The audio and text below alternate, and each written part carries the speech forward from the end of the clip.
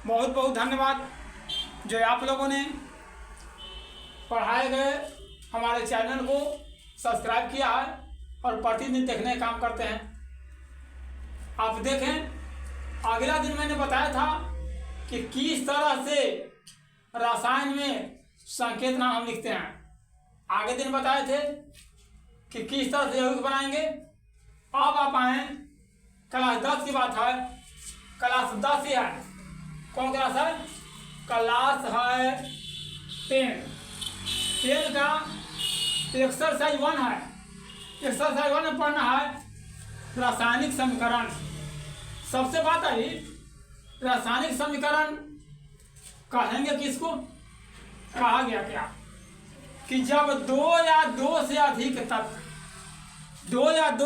तत्व आपस में मिलकर कोई नया तत्व का निर्माण करता है तो इस विधि को हम कहते हैं रासायनिक समीकरण। रासायनिक समीकरण को मुख्यतः 2 वर्गों में बांटा गया। पहला था संतुलित समीकरण, दूसरा था संतुलित समीकरण। रासायनिक समीकरण में ध्यान देना है कि 2 पक्ष होते हैं। पहला पक्ष का नाम होता है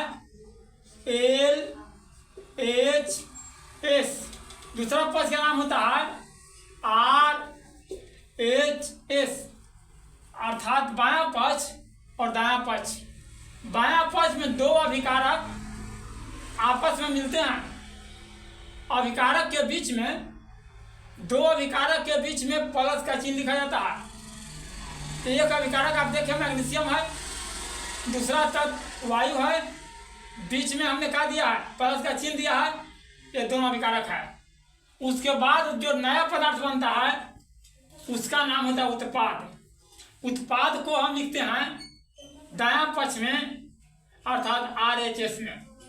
तो RHS में आप देखें, हमने कहा कि 2 वर्ग बांटा गया। पहला संतुलित समीकरण और दूसरा असंतुलित समीकरण। संतुलित समीकरण में क्या होता है कि एक तरफ और दूसरी तरफ को देखा जाए, दोनों तरफ तत्वों के परमाणु संख्या या परमाणु द्रव्यमान संख्या बराबर होते हैं। अब अगर बराबर नहीं होगा परमाणु द्रव्यमान दोनों तरफ तो उसको असंतुलित समीकरण कहेंगे। और दोनों तरफ यदि परमाणु द्रव्यमान बराबर होगा, पर तत्वों के परमाणु संख्या बराबर होगा, तब हम उसे संतुलित समीकरण कहेंगे।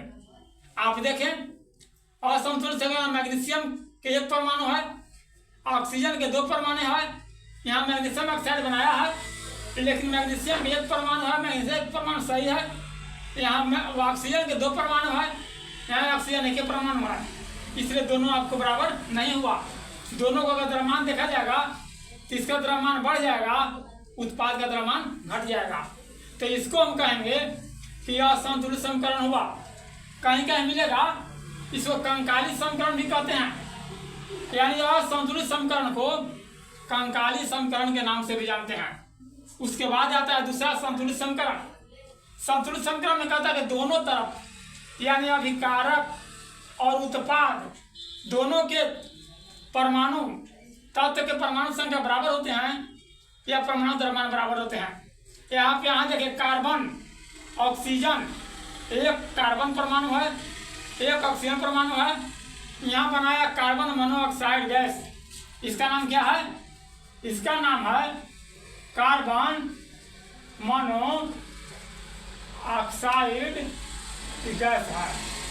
अब यहाँ देखिए, इधर भी कार्बन 1 है, इधर भी कार्बन 1 है, इधर भी ऑक्सीजन 1 है, इधर भी ऑक्सीजन 1 है।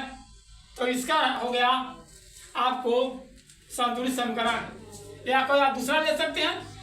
मान लिया जाए हाइड्रोजन के 2 परमाणु और ऑक्सीजन के 1 परमाणु यदि मिल जाता है तो मिलने के बाद बनाता है H2O।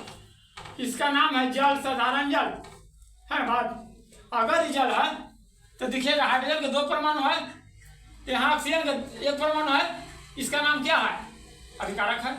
दूसरा तरफ देखिए जल बना, इसका नाम क्या? उत्पाद है। अब देखिए दोनों तरफ हाइड्रोजन के यहाँ भी 2 परमाणु है, ऑक्सीजन के 1 परमाणु है, यहाँ भी है, ऑक्सीजन के 1 परमाणु यहाँ है, हाइड्रोजन परमाणु 2 है, यहाँ पे हाइड्रोजन 2 है। यानी दोनों तरफ बराबर परमाणु की संख्या रहेगा, उसे संतुलित समीकरण कहेंगे। अगर दोनों तरफ बराबर नहीं रहेगा तो उसको असंतुलित समीकरण कहेंगे। इस तरह से आपको संतुलित समीकरण और असंतुलित समीकरण होगा। आगे आपको बताया जाएगा कि ये जो आपस में जो रासायनिक अभिक्रिया किया, दो तत्व आपस में रासायनिक अभिक्रिया करता है, तो रासायनिक अभिक्रिया कितने प्रकार के होते हैं ये आपको अगला वीडियो में दिखाया जाएगा। आपको अच्छा लगता है सब्सक्राइब करेंगे और अगला वीडियो का आप